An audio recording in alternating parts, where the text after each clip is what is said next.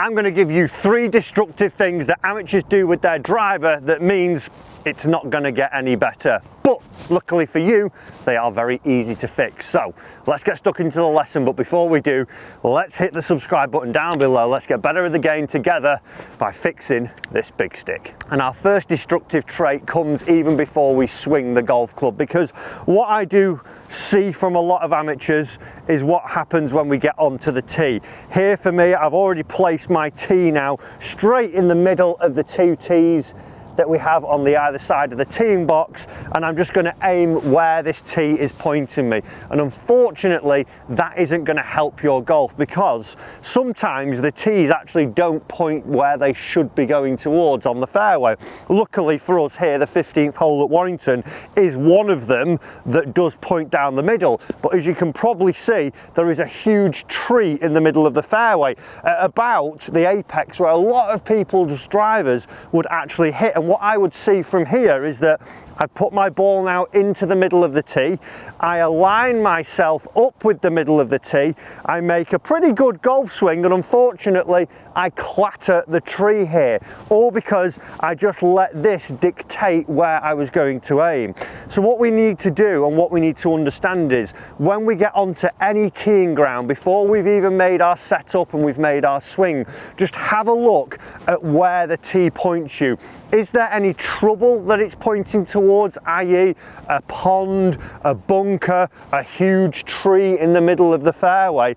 And if it is, and you think, my ball flight's probably going to actually be impeded by one of those obstacles, it's time for us to maybe move around the tee. I might want to actually come a little bit more to the left-hand side here. So now as I actually aim, I've got a bit more of a channel. I've still got 1/2 of the fairway to go at down this left-hand side here.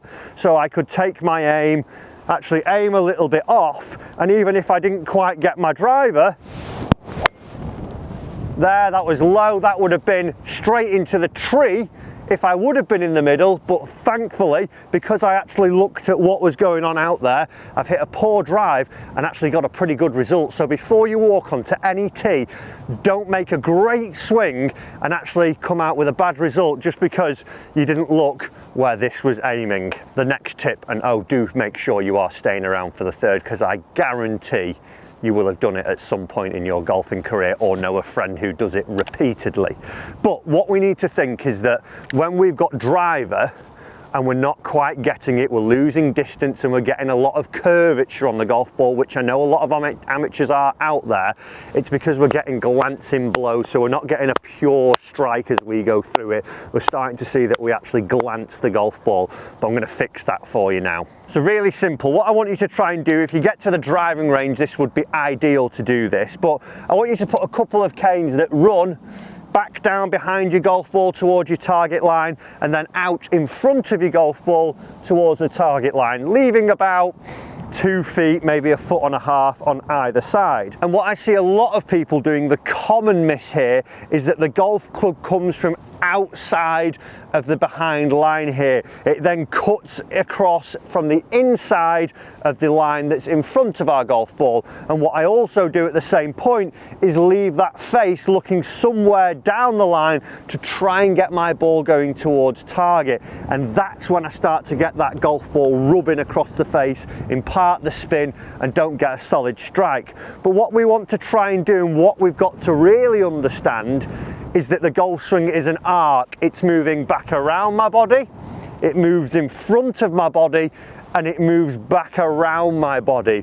What I don't want to try and do is keep it straight towards my target line the whole time, which is where a lot of people get it wrong, because as they move the club, they think, well, if I can keep my club face looking at the target the whole time, that then will lead me to hit straight shots. It's not the case. What I want you to do though, to try and fix it, you don't need a golf ball to start off with, just have your tee peg in the middle of them. And what I want us to feel is that as we take the club away, the club tracks and it just comes inside this line here.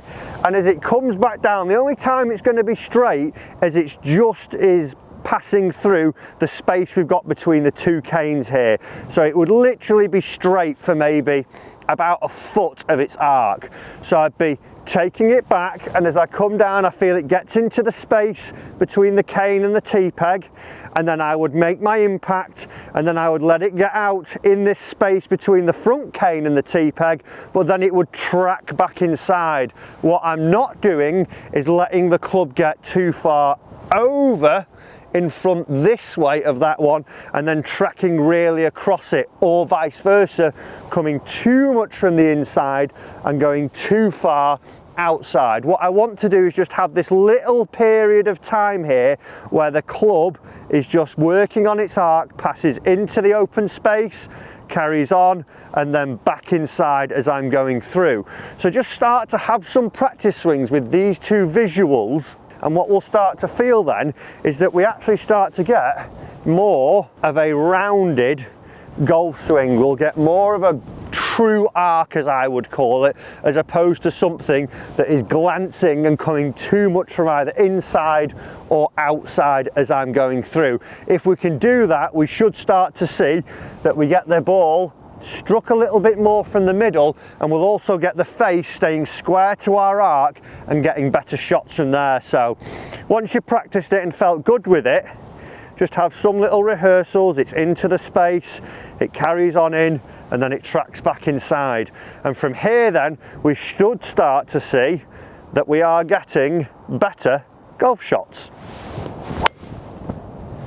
Just a little bit right to left for me. It's actually a good strike and I've not lost any distance from it. So make sure that you aren't the person who's giving it that real glancing blow. Once you do that drill, you'll really start to resonate with that and feel that you're actually getting a little bit more of a neutral path and getting a better strike on the face. The third and final tip, like I say, so many people do this and we're doing it the wrong way. We get the driver out and we want to hit it far. It's fun to hit the driver far. When you get that one that is nutted and it goes flying down the fairway, you think, oh, how good is that? You feel great inside, but unfortunately too many people are trying to generate speed in the wrong manner. So when I do see the player who is trying to hit it too hard, it's coming from the wrong place. We now know that we generate speed from the ground up, but we also obviously have to use our arms, but what we want to do is sink it all at the right time. But the person who's hitting it too hard, you can tell they're trying to absolutely knock the skin off the golf ball.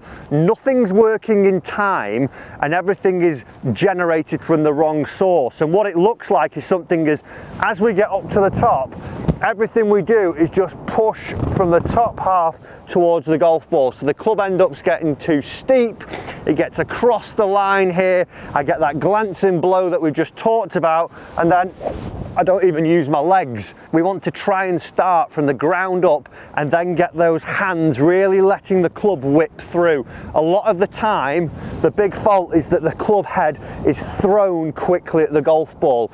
So what I want you to try and do, just to try and generate a little bit more speed and get the feeling of actually letting the club release at the right time, I want you to learn when to release the golf club, because a lot of people release it too early here and then they never actually release it through the impact zone and actually let it do what it should be doing. And here's how you're going to do it. So real simple thing that I want you to do. I want you to just take your club back to halfway, and I want you to try and imagine now that you're going to have to generate the speed by letting the club head pass your hands. What a lot of people would do from here is, well, I hit it with my chest or my shoulders.